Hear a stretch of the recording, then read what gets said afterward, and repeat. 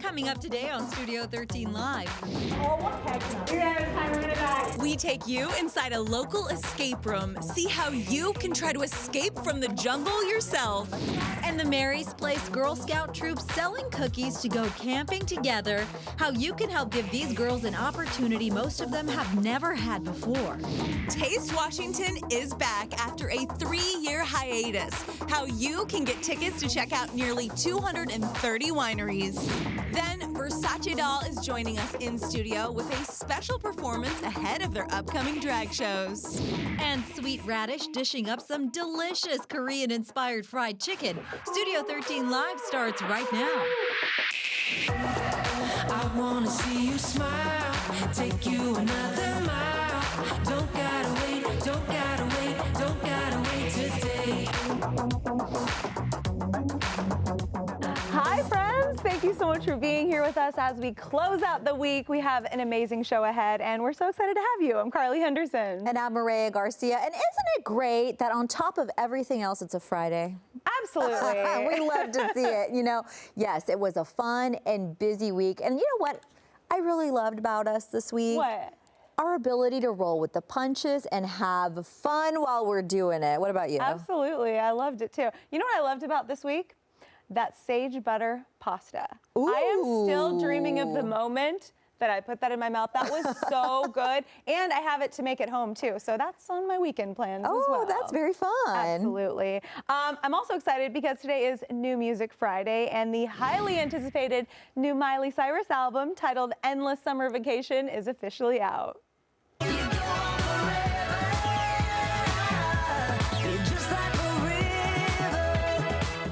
So this is the new single called River. The album features 12 new songs plus the song Flowers and a demo version of that song as well. We love it so much. And I listened to a little bit of this album this morning and I really liked it. There's also Seattle's own Brandi Carlile is on one of the songs. So That's that one's really exciting. good. And she really doesn't stick to any particular genre, which I dig too. As you heard that song, a little bit of 80s vibes, a little bit of rock and roll, a little bit of pop. So I feel like Miley's just doing Miley now. I think so. And I love to see it. And you know, the thing that I really like is what, even though the songs sound just a little bit different, in the music videos, you're seeing like these like joyful, happy movements, like a girl having the time of her life. And I know she's been through some difficulties, especially, you know, with her house burning down and the end of her marriage. But I love to see people on the other side of that thriving and finding joy again. And I think you see that from Miley. Absolutely. Yeah. All righty. Well, the Oscars are on Sunday, and the producers of the show promising a big opening that they won't share with us entirely, but they say people will be drawn in from the very first moment. Their goal is to have an exciting show that is fun for people to watch. Now, if you're wondering, and you probably are, the Will Smith slap will be addressed, but they say they're not going to be dwelling on it, okay? So more presenters have been announced. Some of those names include Halle Berry, Harrison Ford, Kate Hudson, and John Travolta. But I think they wouldn't have mentioned the slap if it hadn't kind of coincided with Chris Rock's special.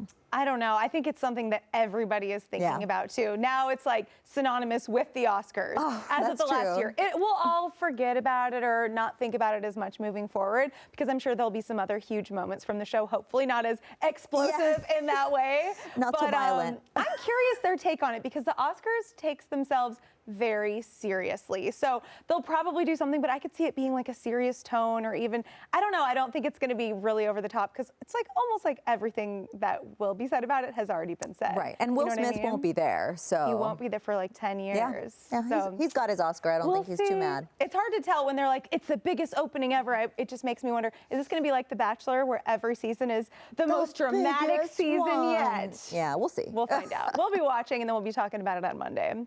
Janet Jackson has announced that part 2 of her self-titled documentary that became a hit last year is coming our ways. It's called Janet Jackson Family First, and we'll follow her as she takes on her 2023 Together Again tour. It's also going to detail her efforts to reunite the family band 40 years after their last performance. coming back around. You know, I really love, I'll be watching this, and I really love when we get to see the behind the scenes of a tour, because we just, you know, see all the like flash and fireworks and people flying through the air and the dancing. But there is so much work that goes into this thing. Oh my gosh, yeah. And I remember even on Katy Perry's documentary, you see almost like the turmoil that she's going through behind the scenes. And that's almost been the theme of a lot of our favorite pop stars documentaries. You get to see them and all the sparkle and the confetti, but the behind the scenes, you see their struggle. And I feel like watching these documentaries really does make you connect with them more and feel like you understand those particular artists so much more. Maybe you weren't even a fan of them before, and then you become a bigger fan of them. I think so. So this is exciting, especially Janet Jackson. I feel like she just has so much mystique that it's cool to get to see the behind the scenes. And she did really well with the first one. I have to look up the exact statistic. 15+ million viewers for her first documentary. So there's clearly a demand for it. Yeah, everybody loves Janet Jackson, so we're excited to see that coming next. All right, this next story, very cool. So for the first time in 35 years, vinyl record sales surpassed CDs in 2022. So 41 million vinyl albums were sold compared to 33 million CDs. Experts credit a growing appreciation for the nostalgia of playing those records. And of course, plenty of people saying that they just prefer that sound. Vinyl records make up 70% of all physical music sales last year, too, bringing in a total of $1.2 billion in revenue. And I have to say, I am really surprised that these numbers are as big as they are, because everyone streams music now. It's just streaming. That's true, but vinyl records are collector's items. So I feel like you get to have art when you buy a record, and then also you get the sort of nostalgic experience of playing it. So I'm really not that surprised. Also, how do you even play a CD these days? Unless you have a CD player that's still out, that's been out since like the 90s and before that. Maybe if you have an older car, or you know, I guess. My computer doesn't have a CD slot. No, my car doesn't have a CD slot. What do you do with them? Of course. Well, that makes sense. But records. I have a feeling that people aren't just buying vinyls. They are downloading music, and then their favorites, they'll buy the vinyl. Yeah, for sure. Or when you buy the vinyl, you get to own the downloads for it too, versus just streaming. That makes more sense. That's cool. A little other nostalgia news: shoulder pads are back, baby. The 80s fashion staple was back in full force on the catwalks during Paris Fashion Week. As you know, shoulder pads were huge in the 1980s, literally and figuratively speaking. Fashion designers say that they give women a strong and rectangular shape to their torso, meant to convey confidence and power. How are we feeling about them possibly making a comeback? Okay, I have a question. Carly, I don't know if you know, but maybe Bhavisha knows. Was that image we saw from the 80s or from now?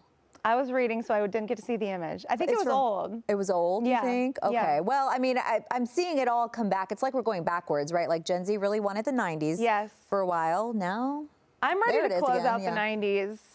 I feel like a shoulder pad is the exact opposite of a crop top, and I am here for that. And we're here for that, yes. I do. You know what?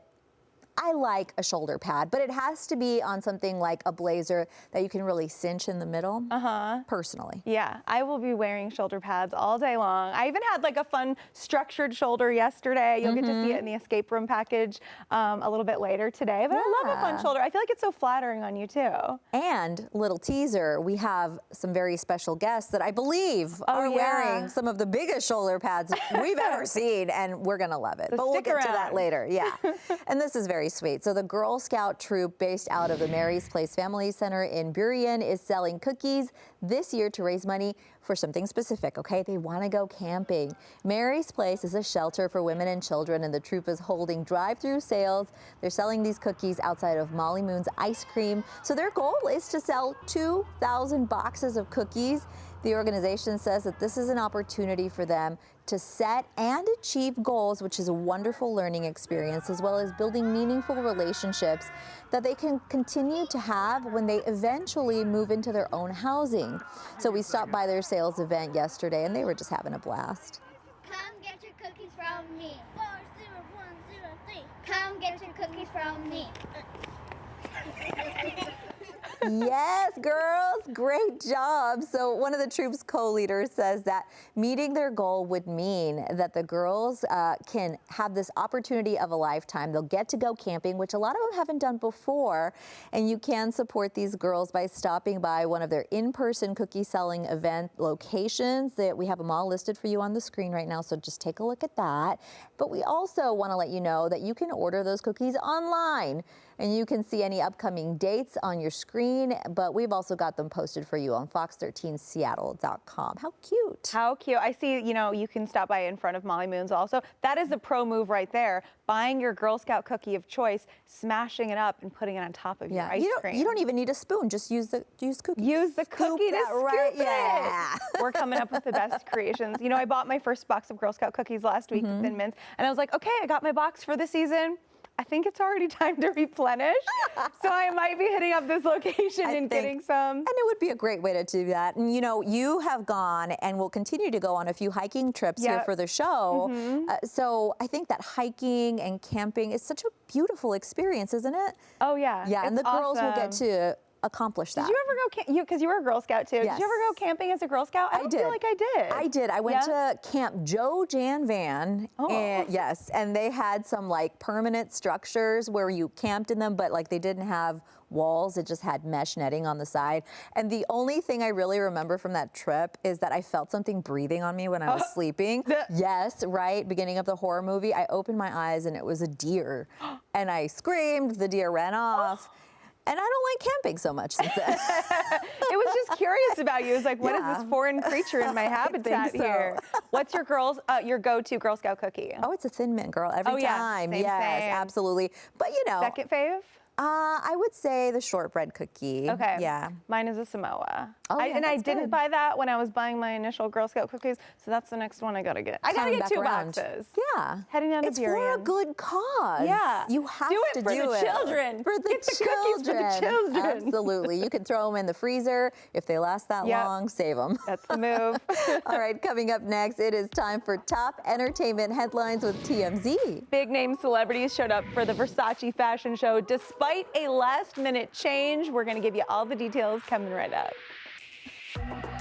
I wanna see you smile.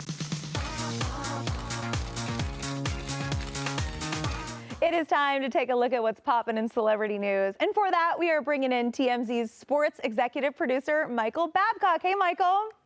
Good morning. Thank you so much for having me. Good to see you. So it sounds like the Versace fashion show went really well, even though they had to move the event up a day. Fill me in on that. Yeah, so we were, I guess, getting a rare bout of rain here in LA. So the fashion show was actually originally supposed to be tonight. It was an outdoor show. So they said, let's not do it in the rain. Let's instead push it up a day. So Thursday night, they had the show. And if the rescheduling, if you thought the rescheduling would sort of impact the guest list, it didn't. This was an absolutely star-packed show. A-list stars here. We're talking everyone from... you had Elton John there, you had Cher there, Kendall Jenner, Paris Hilton, Emily Ratajkowski, Dwayne Wade, Gabrielle Union. I mean, just and that was about 10% of the celebrities. You just had these really big stars who, I guess, said, "Hey, this thing's happening in our backyard. It's in West Hollywood, so let's go out and support Donatella Versace." And that's just what they did. That's awesome. I saw, Dua Lipa and Cher meet, a little behind the scenes moment someone posted. Yeah. I was like, these Pretty two cool, icons, right? past and present, coming know. together. That was so cool. I know. I thought that was pretty cool too, right? Yeah, and the fact that they had to move it up and they got Miley Cyrus in there, and today her album came out. You'd think she would be too busy for that, but she showed up Right. and she looked amazing. For Versace, all the stars showed up, and you're right. She's got press to do for the new album, but did not matter. She was there, and so as star-studded as it could possibly have been. Absolutely. Okay, someone else who's famous. I don't know if he'd be at a Versace show. Joe Exotic gave an exclusive interview That would from be funny. jail, talking about how Tiger King was the worst thing that ever happened to him. Fill me in on that. Yeah, this was interesting. So he actually, Joe Exotic did talk to Harvey Levin earlier today. And, look, he's doing this 20-year prison sentence right now, federal prison in Fort Worth, Texas. And he said Tiger King was the worst thing that happened to him because it's ruined his life. And he really believes if he hadn't been on the show and it hadn't been as popular as it was, that he would not be in prison right now for allegedly, and he's been convicted for hiring someone to kill Carol Baskin, his rival. He says it totally ruined his life. And he goes, look, I didn't even sign up to do Tiger King. He said, I was recording these interviews for a different, much smaller show, but they ended up packaging these interviews for the Netflix show, and it obviously became the biggest thing in the country at the time. And he truly does believe, if not for the show, he wouldn't be in prison right now. And he's dealing with health issues. He has cancer, prostate cancer that they believe may have actually traveled to his bladder. And he says he doesn't even want to get treatment. He just wants to let it run its course and sadly take his life. So he is really a guy who is in a bad way right now, admits he's depressed, and things are rough right now for Joe Exotic. That's tough. I mean, that is what happens when you're on a hit show.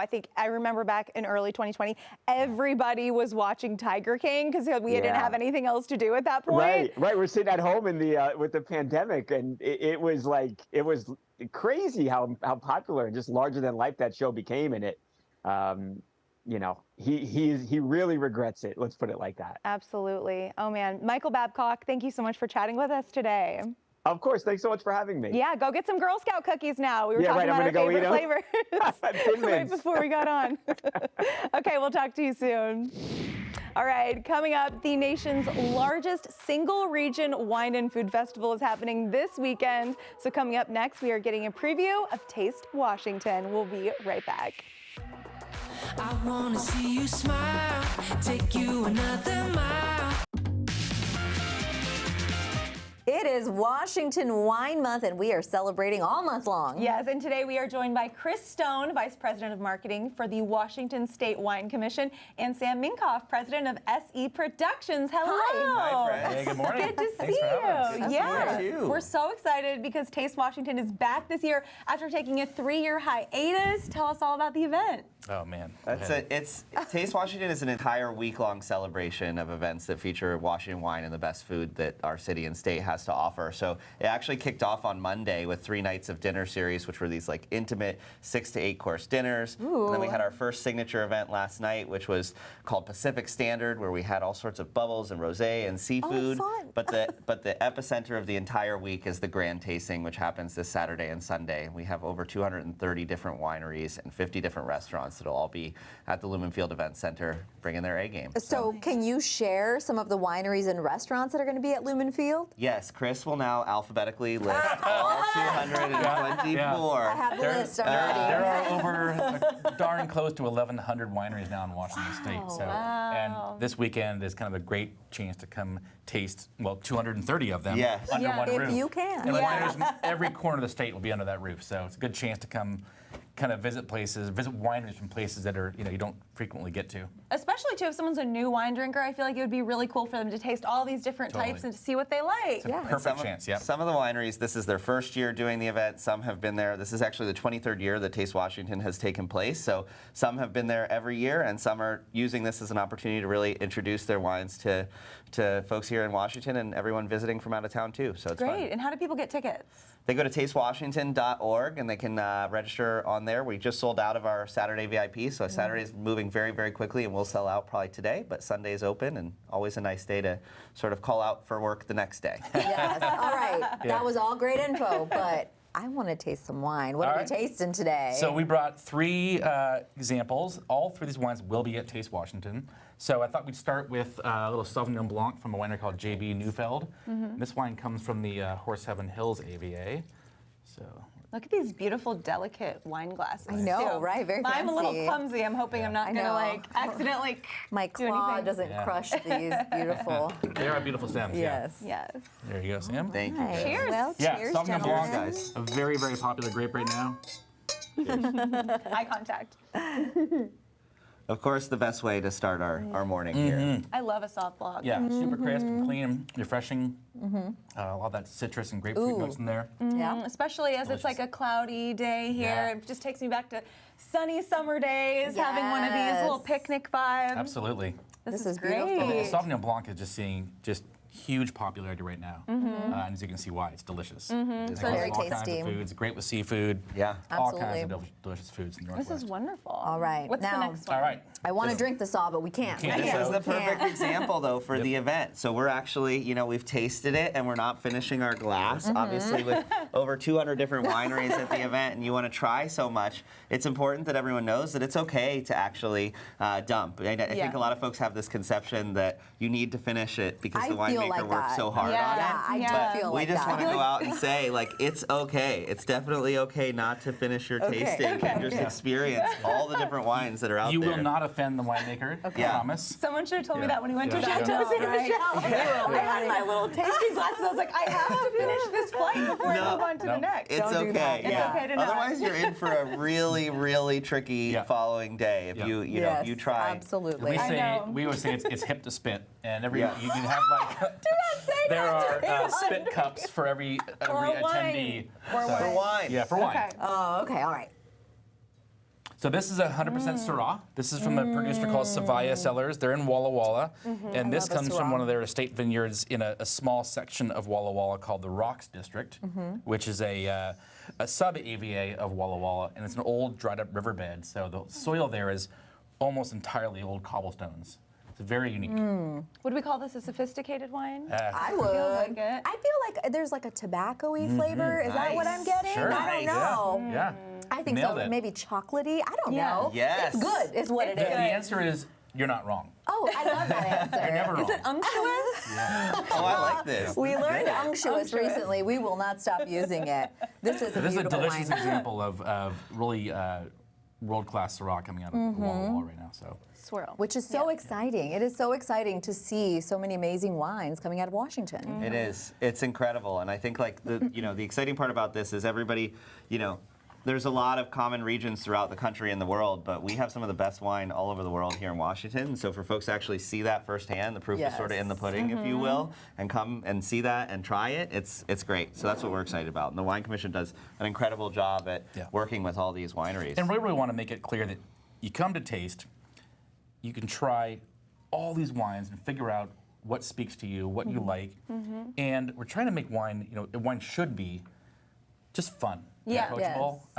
Don't worry if you don't know how to say a grape or how to, swirl properly or whatever. It's just get in there and try things. As we say Yeah. during this wine month also, and we say give in to your curiosity, get curious and get tasting. Yeah. It's so fun to know. talk to the different winemakers too and hear about all their different stories. Like we have so many great people that come on our show that we get to talk to them. But Yes. if you're walking around, I'm sure you get the scoop on the They're history all of it all there. too. And all the chefs, and if you're done with food and wine, you can go into a vintage Airstream trailer and sing karaoke. Oh my You can go God. to this area After and a play. little wine, sure. With a little conference. Yeah. We got a zone called Bubbles and Bingo there, where you can Oh my actually play bingo and sip on some bubs. I love We've it. got What is all this? sorts What of is fun this? art As installations. we sip this last Yes. one, what are some of the other events that go on during Washington Wine Month? Well, Wine Month is really a 31-day celebration of Washington wine. So we encourage all the wineries in every corner of the state to kind of come together and put on their own promotions or tasting specials or discounts and even smaller events happening throughout the month. And so if you go to wawinemonth.com, you'll see kind of a list of all the things happening. Cool. This has been so amazing. And I will say, as someone who, one, loves wine, but two, does not know everything about wine, It's okay. go in there and ask. Say, I don't know what this is, or I don't know what this is called. Like, people are going to want to talk to you They're about so that. excited to tell you about it. Absolutely. Yeah. We want to make wine fun and approachable. So. We love to Chris see and it. Sam, thank you so much for Thank coming you in. both. Yeah. Appreciate it. And we did post more information on our website, fox13seattle.com/studio13live. All right, coming up, we are taking you inside of a local escape room. Yes, we will show you how you can escape the jungle yourself right after the break. All right, so every once in a while, we do get a chance to go out of the office and go on a little field trip, for team building. For team building, and escape rooms are always good for that. They've been popular for a few years now, but our Studio 13 Live team found a brand new one at Sherlock Escapes where we could attempt to escape from a jungle. So we had to do it.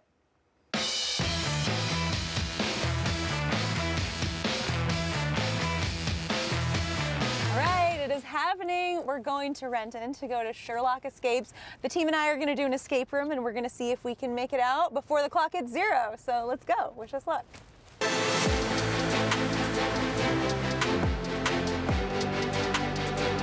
Your destination is on the right. We made it to Sherlock Escapes, and this is the team we're working with. All these brilliant minds here. Who here has done an escape room before? Me. No. Okay. We've got 2 vets. How do you guys think we're gonna do? So bad. I have faith. I have faith. High hopes and a lot of heart. A lot of heart. Let's hope that's enough. How long do we have to escape? To escape, you have 100 minutes. All right, about half the groups that attempt this room do escape. The other half don't quite make it. Communicate what you're finding. If you can, if there's multiple puzzles, don't have all 6 surrounding one puzzle. See if there's other things that you can find. There's typically at least 2 or 3 different puzzles that can be solved at any time. So divide and conquer when it comes to that. It's a slim chance, right? We don't have great odds, but you are the last hope that we have. Now go in and see what you can do to save the rainforest. To the Guardian's Grove.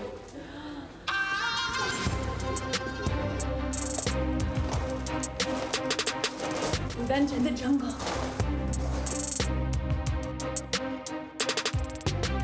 Who's left? It's left or left?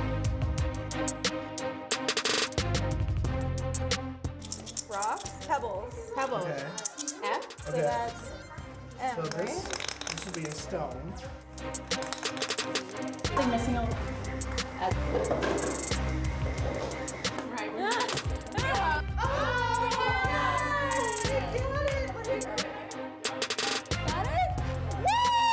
Coconut alert!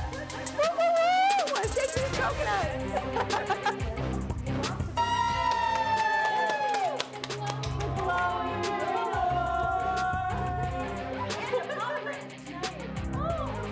Those patterns and then the ground has some patterns. Okay, this one's easy. We're doing a lot of math right here. So we have this little pyramid we've filled out, and basically all these little symbols translate to numbers, and whatever's beneath the block has to add up to that number. So we're just like a bunch of kids playing with blocks over here. My lowest number is this one. So what is that? 1, 2. It'll be on one thing. Because there's 2 here. Oh, so. Here, let's lay them all out. Okay, 4, 6, 5, 9. There you go. Need something out of this round? That sounded good.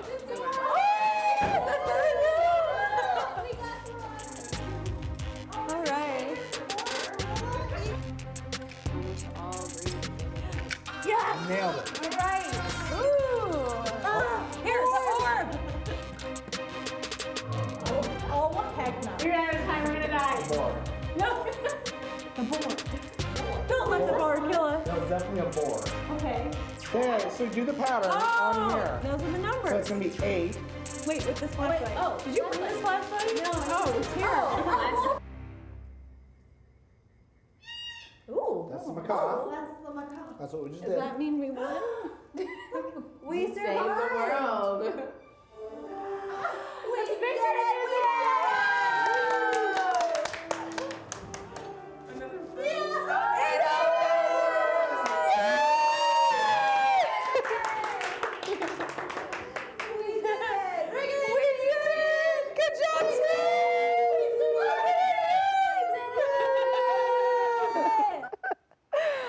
Oh my gosh, shout out to our amazing team, Rio, Michelle, Justine, Robert, and of course, Mireya. If you want to try escaping from one of the rooms at Sherlock Escapes, we put a link to that on our website, fox13seattle.com/studio13live. You can just click on links. Mireya, I am still so impressed with the design and the detail that went into that escape room. A lot of math, a lot of riddles, though. How Yes, fun was that? it was so fun, equal parts fun, and I almost started crying because it was quite a challenge. But you know what? It was a great way to spend some time with your friends, a little challenging. I would say you should definitely try it out. Yeah, it was so much fun. It was great. And you see what different people are good at, too. Yes. The strengths, like I feel like we really did a good job of dividing and conquering there. Oh, so fun. Okay, new research is shedding light on why so many people are afraid of clowns. I love that like some student just took this upon themselves Creepy to study clown, this and yeah. solve this question for us. So in the study, almost 1,000 people, of more than 1,000 people, half were afraid of clowns, and here's why. Starting off with what you probably assumed, how clowns are portrayed in TV shows and movies, but the biggest reason is because of their hidden emotional signals and unpredictability, like how clown makeup hides their true facial expressions, making it difficult to interpret their real emotions. Surprising? Okay. Not surprising. I've never been afraid of clowns. Have you? I mean, I wouldn't say I run from them, but there's definitely a creepy vibe about anything that's just always looking at you like. Yes, I think that's true, but it makes sense just kind of like as a human being that you would not be like into something where you couldn't read it, you know? Yeah. But I don't know, I think it maybe ruined clowns for all of us, yeah, really. I think that's probably the real reason behind all of this. All right, well, the world's largest book is heading to the Alamo in San Antonio, Texas, and the best part is that it was actually written by more than 1,000 students. Aww. Yes, so the Guinness Book of World Records gave the certification and called the book I Am Texas. Let's take a look at this thing. It's huge. Well, yeah. It's full of stories, poems, and artwork created by kids. Stands 7 feet tall and takes some 4 to 5 people to move this thing. Okay, I gotta tell you, I was envisioning it like a different way, like up high tall, not like wide, but it's still giant. The book will be on display at the Alamo through April, and then it's going to be heading to the Texas State Capitol. It's always fun when you can read the Guinness Book of World Records and like see what you can accomplish. You know? I love seeing too that this happened in Texas. Yes. Of course, Texas had to have the biggest book, but it's cool that a bunch of children contributed to it. As a Texan, we do think a lot of ourselves in Texas. You know what I mean? So what are you going to do? What are you going to do? We mean well. Still ahead, we are chatting with performers from the drag cabaret show Julia's on Broadway. Yes, plus we'll get a sneak peek of their upcoming shows. We'll be right back. Julia's on Broadway is the longest running drag cabaret theater in Seattle, celebrating their 24th year of production. And today we are joined with Versace Doll and Charlie Foxtail to talk all about their upcoming shows. Thanks for coming in. Hello. Thank you. These outfits are everything. There's just so many beautiful details. We're boring. We're boring. Yeah, but that's okay. Versace Doll, I want to ask you a question because you are known as the Seattle Medusa. I love this. And I know you've performed everywhere. So we're talking like New York, Las Vegas, even Dublin, Ireland. Talk to us kind of about how Versace Doll was born and what kind of message you want to send as a Black transgender entertainer. Of course. So originally from Birmingham, Alabama. I don't like to tell anybody, but y'all are my friends, so I'll tell you that. But I started doing drag about 6 years ago, and my late drag mother, her name was Tanisha Cassadine. She's a former Continental, former everything you could think of, and pageantry is something that I hold dear to my heart. And she taught me a lot of things about being myself. She taught me how to love myself, accept myself, and that's kind of what the foundation for Versace Doll is. For me, it's about loving myself, loving my art form, which originated from theater, and then getting into all of the stages across the nation, so that way I can spread love, spread my my happiness and my drag all across the nation. Beautiful. And now this question is for you, Charlie Foxtail. So you have been performing at Julia's on Broadway, which has been running for 20 plus years. Talk to me about the event that's coming up.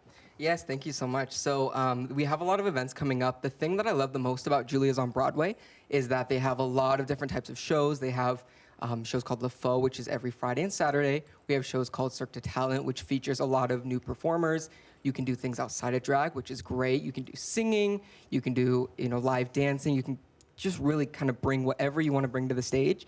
What I love the most, though, is Ace of Queens, which is a weekly show that we're kind of doing now. It's on Thursdays, and it's open to all ages. It's actually the only all-ages drag show in Seattle, Washington, which I really, I love it. It's so much fun. It's a lot of work, but it's great. It's an amazing venue. It's an amazing show, and I really love it. Yeah, we went to a drag show recently, and there was a little kid, she's probably 3 years old, at our table. Having a blast. This kid has cool parents. Was having fun. I love that growing up. Yeah. Well, a little bit of a more serious question. In the news, some drag shows have been banned across the country. Tennessee just passed this bill into law last week. What do you kind of want people to know about drag shows and trans visibility? So piggyback on what Charlie just said, we do have Ace of Queens, which is the only all-ages drag show. And the thing about that is, I feel like right now, everyone's trying to attack drag entertainers, and they forget that drag entertainers are multifaceted.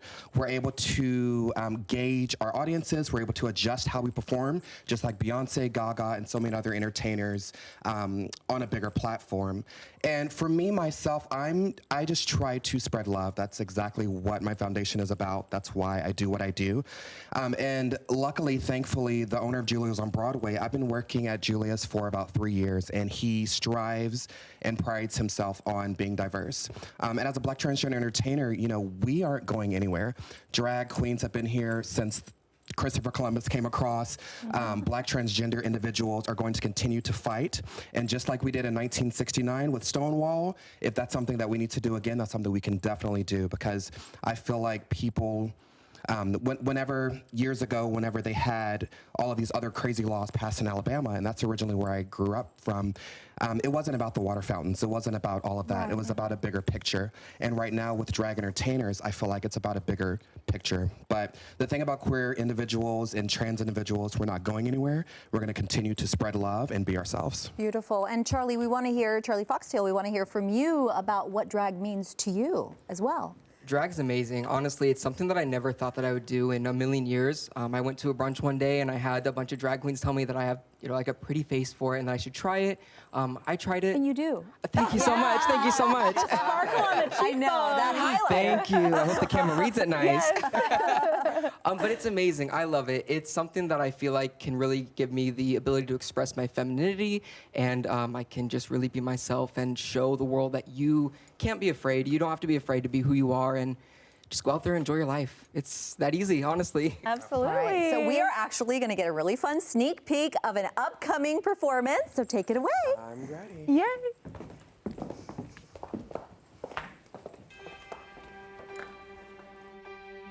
And I am telling you, I'm not going. You're the best man I'll ever know. There's no way I can ever go. No, no, no, no way. No, no, no, no way. I'm living without you. I'm not living without you. I don't wanna be free, and you're gonna love me. And time, we've had so much to share. No, no, no, no, no, no, stand up and now, yeah, scream and shout. You can say what you want. I'm not walking out. I'm on the rivers, push, strike, and kill. I'm not gonna leave you. There's no way I will.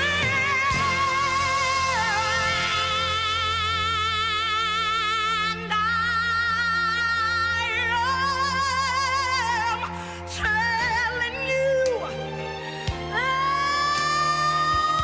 not going. You're the best man I'll ever know. There's no way I can ever go. No, no, no, no way. You're gonna love me.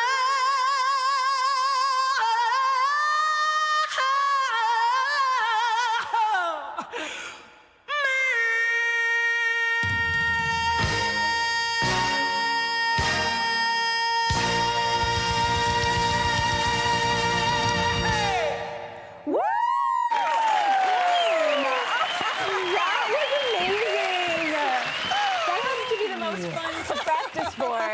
You know, I taught Jennifer Holiday everything she knows. Yes, And that's, you know, I love doing what I do. And this is I a little love bit of a doing what I do. warm-up because you're hosting the Pride Parade this year. Absolutely. So in addition to Julia's on Broadway, every single weekend, coming up, we have the Seattle Pride Parade, which is all ages. It's not going anywhere. So come on out. You'll see me put on more corsets and more things and lose our breath and just celebrate life, no matter who you are, no matter what you love. Come on out to Seattle Pride Parade. We're going to have a good time. Beautiful. Versace doll. Charlie Foxtail. Thank you so much. And you can catch their upcoming shows at Julia's on Broadway and Capitol Hill. We do have a link with more information on our website, fox13seattle.com/studio13live. Amazing. Thank you, and thank you so much for having us. I truly appreciate it. Oh, so fun. All right, coming up, Sweet Radish is joining me in studio. We're going to learn how to make some amazing Korean fried chicken sandwiches and some bulgogi mac and cheese. Oh, I cannot wait to try. Hello, it is time for Emerald Eats, where we highlight some amazing food in our area. And today we are joined by Diane Kim with Sweet Radish. Welcome. Hi, we're so excited to have you, and you have this beautiful setup for us. But before we get started, Sweet Radish, located in Everett, and you specialize in modern Korean cuisine. So tell us a little bit about the restaurant. Yeah, we are a Korean-inspired restaurant specialized in Korean chicken sandwich and some wings and, side dishes and, things like with lots of Korean bold flavor in it. Yes, and I love that Korean fried chicken because it has this special crunch, It's really amazing. And you're going to show us some of that today, so let's get started. Yes. So first, we use, for our chicken sandwich, we use chicken breast fillet that marinated with lots of spices and buttermilk about 24 hours. Oh, wow. Yeah, okay. And then we use the wet batter and shake it. And then we try to make it very thin coating, Right. Shake it. How hard is it to fry something like this up? I mean, you probably have it down. Oh, at home? Yeah, at home. Yeah. I mean, for me, honestly, it's not too hard. Once your temperature of oil is right, Yes. it's not too hard. You can do it at home. That is amazing. Yes. So while you're working on this and when we fry it, talk to me about the kind of flavors that are very common in that modern Korean cuisine. Oh yes, definitely. We use lots of garlic and ginger and bold flavor with lots of umami. That's all about Korean, flavor. Lots of umami and bold, right? And some spicy, Yes. food. So that's why today I'm making two kind of spicy chicken sandwich. Ooh, okay, very nice. Yeah, although we have a mild side, like a soy garlic chicken sandwich. Okay, if you're not really into the big spicy, okay. Yes. But I love some spicy stuff. Yes. Look at that roiling oil. Yeah. Woo. She's going. All right. And now what are we going to work on? While this has been frying, I'm gonna make bulgogi mac and cheese. Ooh, mac and cheese, but better.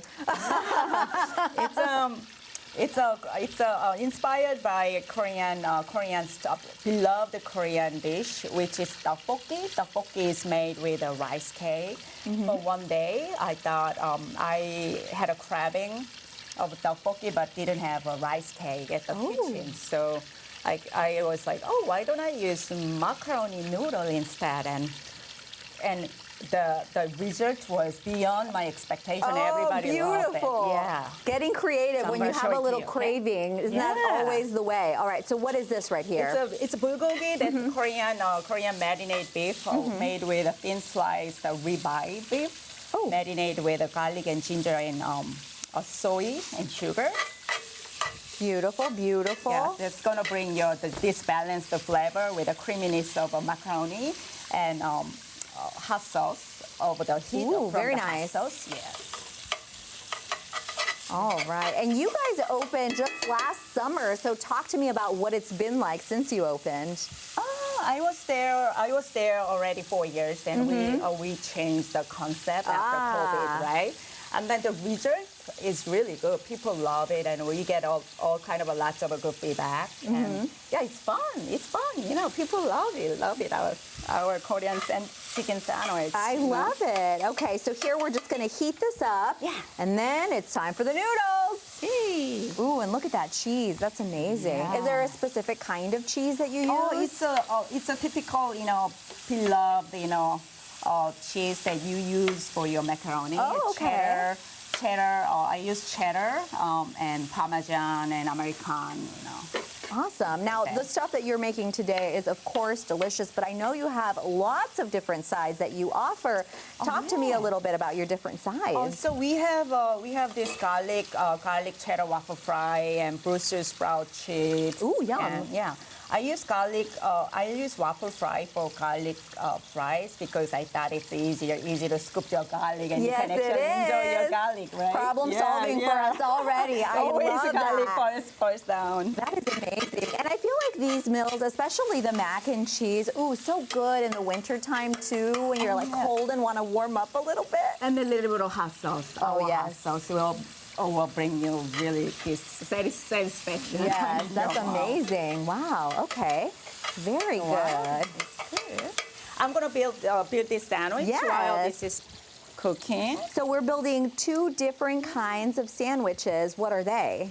One is Korean, that's sweet and spicy chicken, and it's a jalapeno chicken sandwich. Might take Mexican style spicy chicken sandwich. I love it. Let's get to building. Oh, we always need a good amount of mayo. Plain mayo is always good to start your, sandwich, right? Mm-hmm. And then it's a radish. We are sweet radish. We use a sweet You gotta radish, add some pickled radish. And right? I love a good radish. And then jalapeno there. Oh, yeah, jalapeno. And bun. Love those combination of flavors. And my family is from Mexico, and we have a lot of that spicy fare as well. So I love it when I get to try the different spice palettes of other cultures. It's amazing. Oh, that's great that I brought this for you. Yes, very inspired. I didn't blend, but it's really good. That's okay. Serendipitous, that is fine. Ooh. Fresh shredded cabbage. Yes. We don't use coleslaw for sandwich because it's more Korean style. It's really fresh and complements this fried chicken well. And it's a house-made. It's like a Korean version of Thousand Island. Beautiful. Yeah. All right. We do have about 30 seconds left, so let's have a bite of one of the sandwiches. Let's see here. I want to try it out. Yeah. Beautiful. Beautiful. I'm going to try the one that has Sure. some Mexican inspiration while you finish up there. Okay, let's see here. Okay.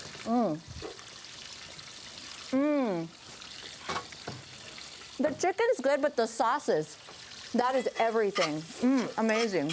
All right. I'm munching on this amazing food, Carly, so you gotta come in and save me, girl. What do we need to know? I got you. All right, so if you have a restaurant or bar that you think we should feature on the show, definitely let us know. Studio 13 Live at fox.com. Send us an email. Thanks for joining us. Have an amazing weekend. We'll see you here Monday at 11 a.m.